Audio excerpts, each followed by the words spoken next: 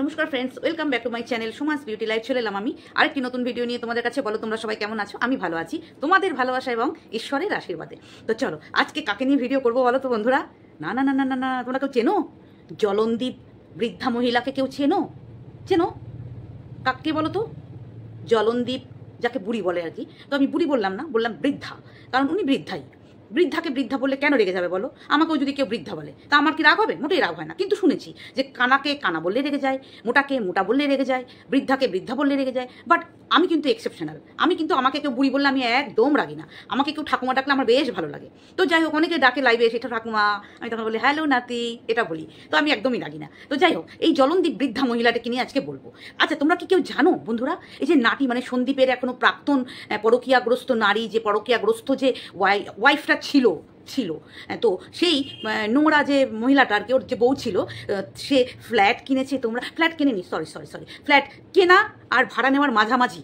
কেউ আমরা জানি না ওটা ভাড়া কি কেনা। আমার মনে হয় ভাড়া, কারণ যা লজিকে মেলালাম তাতে করে ওটা কেনা হতে পারে না। কিনতে গেলে অনেকটা টাইম লাগে, তার অনেক প্রসিডিওর থাকে, সেগুলোকে স্টেপ বাই স্টেপ সব করে তারপর একটা টাইম লাগে। তো এতদিনের ব্লগে আমরা একটু আধটু আজ নিশ্চয়ই পেতাম যদি ওর ব্লগের মধ্যে যদি বলতে চাইতো, তো বলেও নি। তো এই যে কিনবে বা ভাড়া নেবে, এটাও আমরা কেউ কোনোদিন শুনিনি কোনো ব্লগে। হঠাৎ করে ও ফ্ল্যাটের একটা আচমকা সবাইকে একটা সারপ্রাইজ দিল, তাই না? তো আমি যেটা অনুমান করলাম যেটা ওর ভাড়া।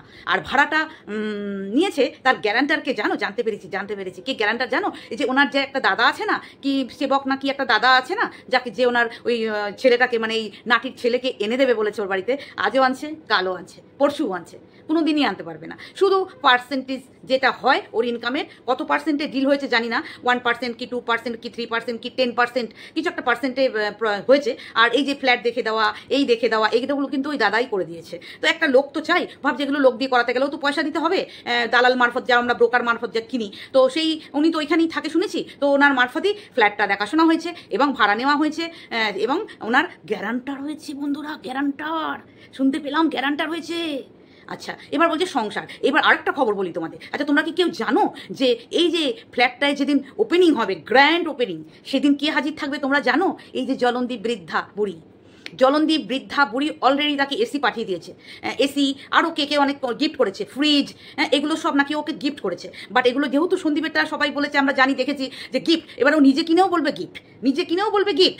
এটা একটু মানে বরাবর থাকার জন্য, যে আমাকেও লোকে ভালোবাসে, এটা বোঝানোর জন্য। আদৌ কিন্তু কেউ গিফট করবে না। কিন্তু এসিটা কিন্তু সবাই দাবি করছে জলনদীপ বুড়ি যে এই ওর নামে 1 গরস ভাত বেশি খায় প্রত্যেক দিন, নাটির নাম করে 1 গরস ভাত বেশি খায়, যার জন্য দিন দিন আরও ফুলে যাচ্ছে।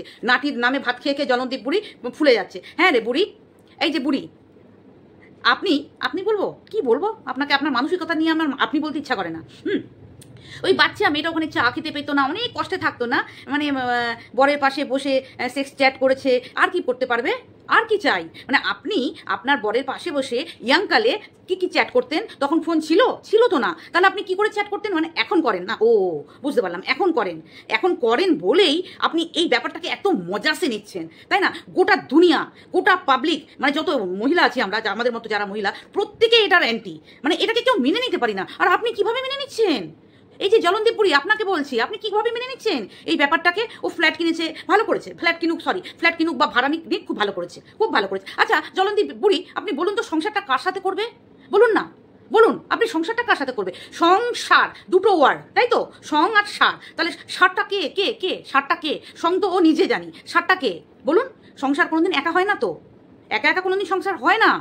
আর কিনলে কেনা যায়, বাট ভাড়া নিলে একা ওকে ভাড়া দেবে এমনটাও নয়। কারণ এই যুগে একটা মহিলাকে কেউ ফ্ল্যাট ভাড়া দিয়ে দেবে, সাথে কেউ থাকতে হয়, নয় বাবা, নয় মা, নয় হাজবেন্ড। কিন্তু বয়ফ্রেন্ড নিয়ে মাথায় এখনও সিঁদুরটা রাখা, যদিও বলেছে সিঁদুরটা নাকি আমাদের সন্দীপের নামে পড়ে, মাথায় সন্দীপের নামে সিঁদুর পরে কাকে নিয়ে থাকবে ওখানে জলনদীপ বুড়ি?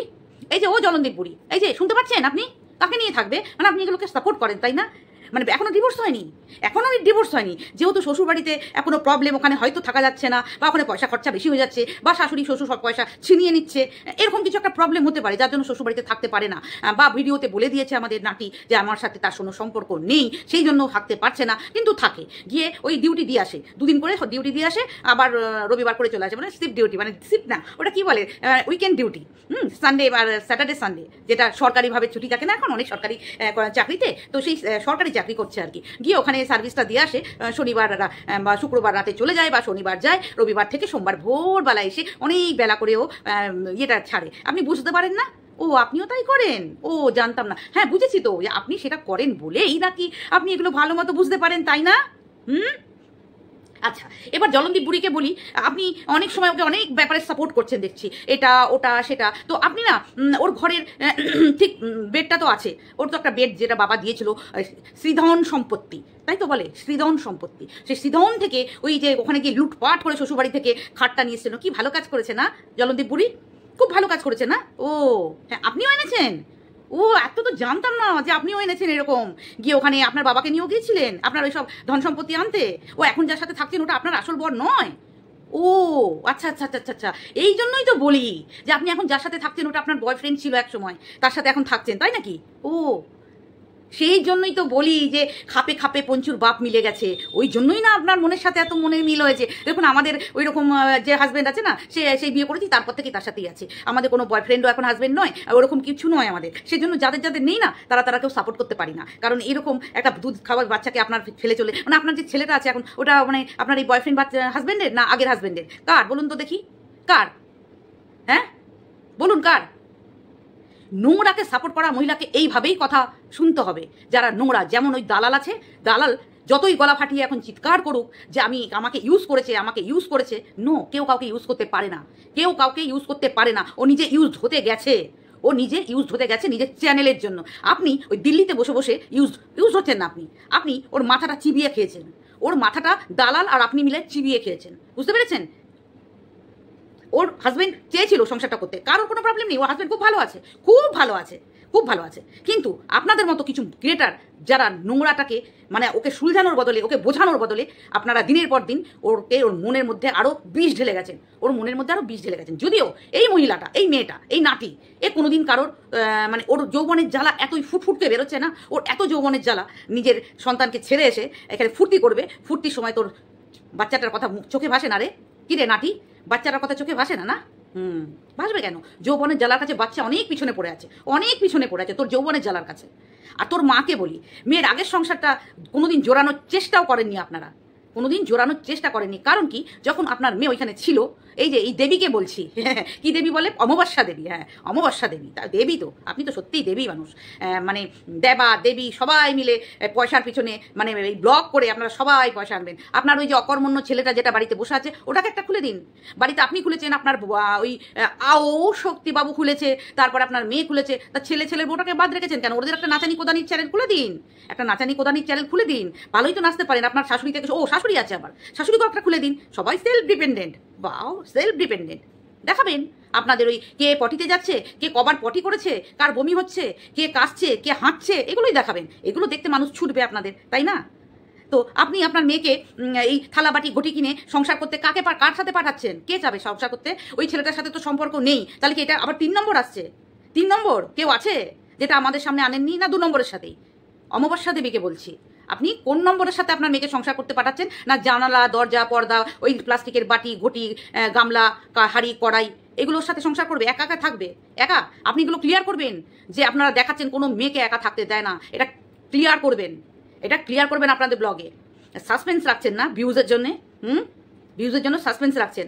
এই খবরটা জানেন আপনাদের আইনের পক্ষেও অনেকটা ক্ষতিকারক হতে পারে, জানি না। আপনাদের উপর আবার ওই সে আছে না, সে হয়তো অনেক জানবে, আমার থেকে বেশি জানবে। তবে আমিও একটু জানলাম ব্যাপারটা, যে এখন উইদাউট ডিভোর্স ছাড়া সেখানে যদি প্রমাণ পাওয়া যায় যে আপনার ওই 1 নম্বরে তো ছেড়ে দিয়েছে, যদি 2 নম্বর বা 3 নম্বর কোনো ব্যক্তির সাথে ওখানে সংসার করে, পুরো একদম, বুঝতে পেরেছেন তো, ফ্ল্যাট থেকে নামিয়ে কেমন ধুলুনি খাবে।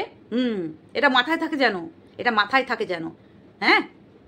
সুখ অতিরিক্ত সুখ চাওয়া না, অতিরিক্ত সুখ। এত সুখ কোথায় রাখবেন? আপনার মেয়ে কোথায় রাখবে এত সুখ? এখন তো খুব সুখে আছে, নতুন সংসার। দেখ কতদিন টেকে তোর এই নতুন সংসার, মনে আছে?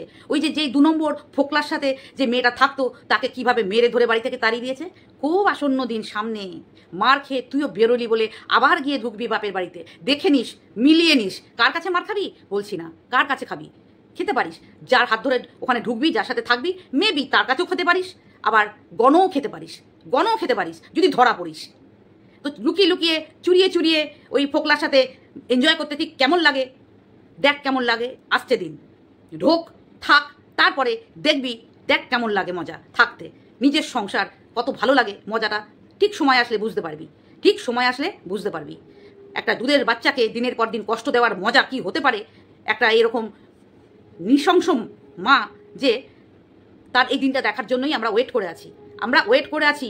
সৎ বুদ্ধি অনেকবার দিয়েছি, অনেকবার সৎ বুদ্ধি দিয়েছি, বাট তুই তো নেবার নয়, তোর এত যৌবনের জ্বালা, এত জ্বালা তোর, হ্যাঁ, জ্বালা মেটাতে সময় আসছে, সময় দাও, যে ওর সবাই সব কিছু বুঝে যাবে। কোনো কিচ্ছুও করেনি বাচ্চার জন্য, কোনো কিছু করেনি, জাস্ট ওখানে ফুর্তি করবে, একসাথে থাকবে, নিজের সংসার করছে, দেখ দেখ কদিন করতে পারিস। যদি প্রুভ হয় ওখানে তোর ফোকলার সাথে তুই সংসার করছিস বা 3 নম্বরের সাথে করছিস, 2 নম্বর বা 3 নম্বর, তাহলে তো তোর হয়েছে, তুই তো গেয়া, তাহলে তুই তো গেয়া, এটা তো বলে রাখলাম। মিলিয়ে নিস, মিলিয়ে নিস, ঠিক আছে, মিলিয়ে নিস। চলো বন্ধুরা, এটাই ছিল আমার আজকের ভিডিও। মানুষকে, মানুষ নয়, একটা নিজের পেটের সন্তানকে যেভাবে মনোকষ্ট দিয়েছে একটা মা, এর তো পরিণাম আর কেউ দিক না দিক উপরওয়ালা তো দেবেই দেবে। আর শুধু সময়ের অপেক্ষা, আর দিন 7 বা দিন 10 ওয়েট করো, তারপরেই বুঝবে ওর খেলটা। ও আবারও মার খেয়ে ওই বাড়িতে ফেরত গেল বলে, দেখো ওর পরিণতি কি হয়। পয়সায় যদি সব থাকতো না, পয়সায় যদি সব হতো, তো দুনিয়ায় মনুষ্যত্ব বলে জিনিসটা, ওয়ার্ডটা উড়ে যেত। মমতা বলে জিনিস উড়ে যেত, কিছু থাকতো না, ওই সব ওয়ার্ডগুলো আর থাকতো না। চলো বন্ধুরা, এটাই ছিল আজকে আমার ভিডিও। ভালো লাগলে পাশে থাকবে, সাপোর্ট করবে, কমেন্ট করবে। Tata, bye bye.